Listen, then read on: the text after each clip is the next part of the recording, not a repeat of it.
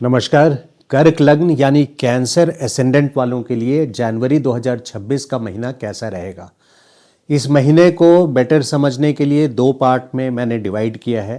पहला पार्ट है 1 जनवरी से 16 जनवरी तक और दूसरा पार्ट है 16 जनवरी से 31 जनवरी तक।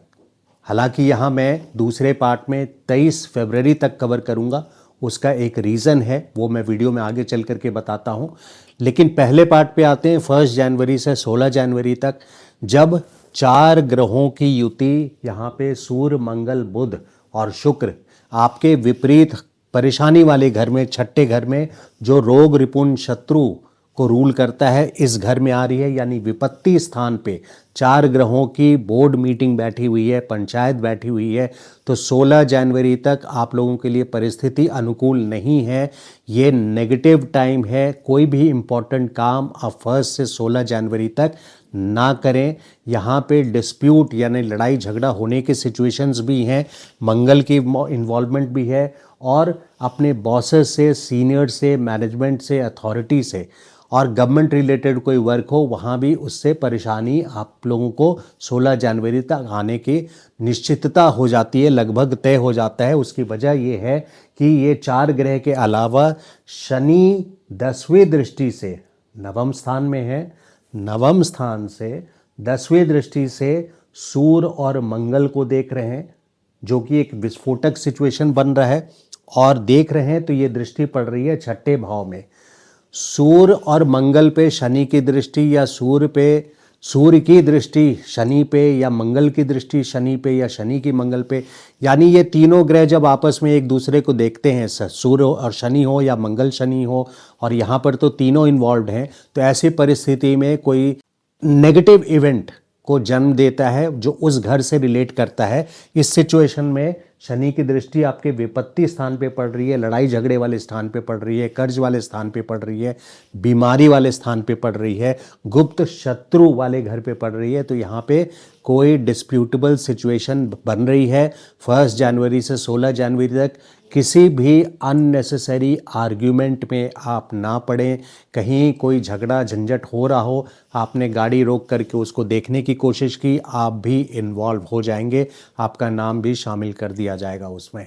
तो 1 से 16 तक बिल्कुल ही ओवरऑल जीवन के हर एक क्षेत्र में, सारे कामों में आपको केयरफुल रहना है। साल के शुरुआत में लोग छुट्टी लेकर के घूमने जाते हैं। अगर आप घूमने जा रहे हैं 1 जनवरी के आसपास, 16 जनवरी के बीच में, 1 से 16 के बीच में, तो इस बीच में आपको घूमने में भी काफ़ी केयरफुल रहना है, कहीं कोई लड़ाई झगड़ा से आपको बचना है। ये चीज़ बिल्कुल ध्यान रखिएगा। शनि की फिर से रिपीट कर रहा हूँ, 10वीं दृष्टि सूर्य और मंगल पे पड़ रही है। ऑफिस में काम करते हैं तो अपने बॉसेस से कोई भी अनड्यू फेवर लेने के लिए 16 जनवरी तक आप ना जाएं। हालांकि 14 जनवरी तक सूर्य यहाँ पर हैं, लेकिन फिर भी मैं 16 जनवरी तक की बात कर रहा हूँ क्योंकि मंगल यहाँ पे रहेंगे। तो आप किसी भी तरीके से ऑफिस में भी, ऑफिस पॉलिटिक्स से भी अपने आप को बचा करके रखें। कोई बहुत कमांडिंग और अथॉरिटी वाली पोजीशन पे आप स्टैंड ले करके अगर भिड़ने की कोशिश करेंगे, ईगो इशू बना लेंगे, तो वहाँ पे आपके लिए ये नेगेटिव साबित होगा और वही रीज़न बन जाएगा आपके डिस्प्यूट का या आपके ऑफिस में रिजेक्शन का। तो इस बात को ध्यान रखिए। बॉसेस के be on the right side of the bosses, यानी आप बॉसेस के लिए फेवरेबल काम करें और एंटी मैनेजमेंट। अगर जर्नलिस्ट हैं, मैं एक एग्जांपल देता हूं, अगर जर्नलिस्ट हैं तो एंटी गवर्नमेंट कुछ ना लिखें। उसी तरह से ऑफिस में हैं तो एंटी मैनेजमेंट कैंपेनिंग में इन्वॉल्व ना हो, क्योंकि एंटी मैनेजमेंट कैंपेनिंग में आप इन्वॉल्व होंगे, सूर्य छठे के हैं, शनि की दृष्टि पड़ रही है, वहाँ पे मैनेजमेंट के साथ क्लैश होगा, आपकी विजिबिलिटी तुरंत आ जाएगी और आपके अगेंस्ट एक्शन ले लिया जाएगा। जर्नलिस्ट भी हैं तो एंटी गवर्नमेंट अगर आपने आर्टिकल लिखा तो यहाँ पे हो सकता है कोई केस मुकदमा हो सकता है। जिन लोगों के केस मुकदमा पहले से चल रहे हैं, कोर्ट केस चल रहा है और उनका डेट 1 से 16 जनवरी के बीच का है, तो प्रिफर कीजिए किसी तरह से उस डेट को पोस्टपोन कर लीजिए, ताकि कोर्ट का केस का जो डेट है वो 16 जनवरी के बाद का आप रखें। सूर्य कम से कम सप्तम स्थान पे आ जाएंगे, जो कि आपके लिए अच्छा रहेगा, मंगल भी उच्च के हो जाएंगे। तो फर्स्ट 16 डेज बचाव का है, अपने आप को इम्पॉर्टेंट मीटिंग्स नहीं करना है, इम्पॉर्टेंट काम नहीं करना है। वहीं पे 16 जनवरी के बाद से लेकर के, सिर्फ 31 जनवरी मैं नहीं बोलूँगा, बल्कि 16 जनवरी से लेके एक्सटेंडेड वे में 23 फरवरी तक आप लोगों के काम धंधे के लिए ये बहुत अच्छा टाइम रहेगा। अब ध्यान दीजिए, 16 जनवरी से 23 फरवरी मैंने बोला है। हालांकि 16 जनवरी से लेकर के 14 फरवरी तक सूर्य और मंगल दोनों सप्तम स्थान पे रहेंगे, यानी मंगल उच्च राशि के रहेंगे, एक्सॉल्टेशन साइन में रहेंगे। तो एक कमांड एंड कंट्रोल वाली सिचुएशन आपके प्रोफेशनल एरिया में, बिजनेस हो या जॉब हो, आपके प्रोफेशनल फ्रंट पे आप बिल्कुल वापस अपने बिजनेस को कमांड एंड कंट्रोल फील करेंगे। आपका बिजनेस भी इस टाइम पे अच्छा चलेगा, जॉब में भी आपके यहाँ पे कोई ना कोई रिकग्निशन मिलेगी, क्योंकि मंगल उच्च का है। मंगल आपके लिए प्रोफेशन का स्वामी है, यानी आपके प्रोफेशन के लिए जो मेन प्लैनेट है वो मंगल है। अगर किसी एक प्लैनेट को देखना है आपके काम धंधे के लिए तो मंगल को देखूंगा मैं। तो मंगल यहाँ पे उच्च राशि के रहेंगे एक्सॉल्टेशन साइन में, जिसके वजह से एक बहुत पावरफुल पोजीशन बन रही है। और यहाँ पे आपके काम धंधे में सक्सेस, रिकग्निशन, पब्लिक इमेज भी आपका यहाँ पे सुधरता हुआ नज़र आएगा। और ये वो टाइम है 16 जनवरी के बाद से लेके जब आप अपने कोर्ट के डेट रख सकते हैं। इस बीच में कोई भी इम्पोर्टेंट मीटिंग्स हो, प्लानिंग हो, जो भी आपको करना है उस टाइम पे करें। इस बात को आप ध्यान रखिए कि नवंबर से लेकर के, देखिए मंगल 1 नवंबर से 2 मई तक कम्बस्ट है। इसका मतलब ये होता है कि सूर्य के पास है और इसकी अपनी शक्ति छीन पड़ गई है, यानी लैक ऑफ एप्लीकेशन।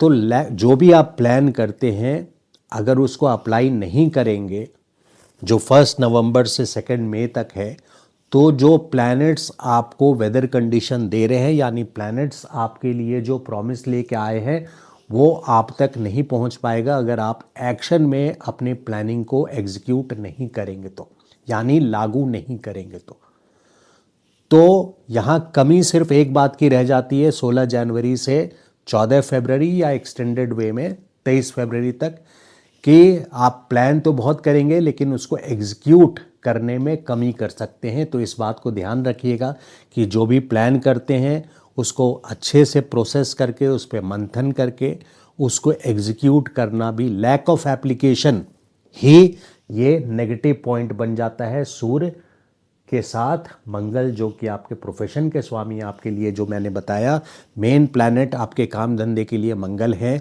और उनकी शक्ति छीन है सूर्य के पास होने के वजह से, जिसके वजह से लैक ऑफ एप्लीकेशन से सफ़र करेंगे आप। तो उस अपने प्लान्स को आप एग्जीक्यूट करें। 16 जनवरी तक तो लैक ऑफ एप्लीकेशन चल जाएगा, बल्कि ज़्यादा एक्टिविटी नहीं करनी है, लेकिन 16 जनवरी ऑनवर्ड्स 23 फरवरी तक मंगल उच्च के पोजीशन पे रहेंगे, तो काम धंधे के लिए ये बेस्ट पोजीशन रहेगा। ओवरऑल कमांड एंड कंट्रोल, एक रॉयल्टी वाली फील आपको आएगी 14 जनवरी से लेकर के, या 16 जनवरी से लेकर के 14 फरवरी तक, जब सूर्य भी यहाँ पे रहेंगे मंगल के साथ साथ। सूर्य एक रॉयल्टी वाली पोजीशन देंगे। आपकी जो आइडेंटिटी लॉस्ट हो गई थी 16 जनवरी के पहले, वो आइडेंटिटी जो चैलेंज हो गई थी, जो डिस्प्यूट्स में पड़ गई थी, दोबारा से इस्टेब्लिश होती हुई नज़र आएगी। और अपने वर्क एरिया में आप एक ग्रेविटी और करेक्ट एप्टीट्यूड के साथ, करेक्ट वेट के साथ आपको लोग आपकी बातों को वजन से लेंगे, यानी वेट से आपको कंसिडर करेंगे। तो ये पोजीशंस आपके लिए 16 जनवरी से 23 फरवरी तक है। ओवरऑल देखें तो देखिए बृहस्पति यहाँ पे आपके जो फाइनेंस के कारक हैं, बृहस्पति को हम देखते हैं 12th हाउस में है।